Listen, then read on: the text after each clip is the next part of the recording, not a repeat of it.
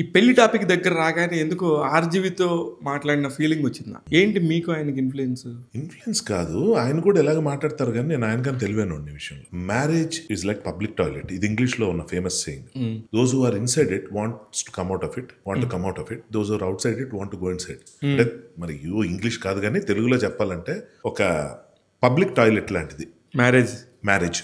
అది దాంతో పోల్చడం కరెక్ట్ కాదు. ఇక్కడ పాయింట్ ఏంటంటే, టాయిలెట్ అని చాలా ఇంపార్టెంట్ కార్యక్రమం కదా. మనిషి లోపల ఉన్నాడంట, కమ్ము కొడుతుంది, బయటకి ఎప్పుడు వెళ్ళిపోతానా అనుకుంటాడంట.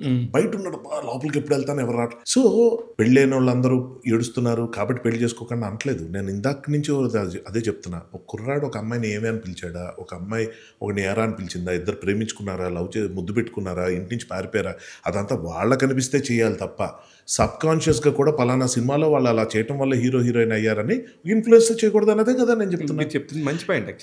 ఆర్జీవి గారు దిగి అందులోకి వెళ్ళి బయటకు వచ్చేసి ఆయన ఏదో చేశాడు, హ్యాపీ, మంచిదే.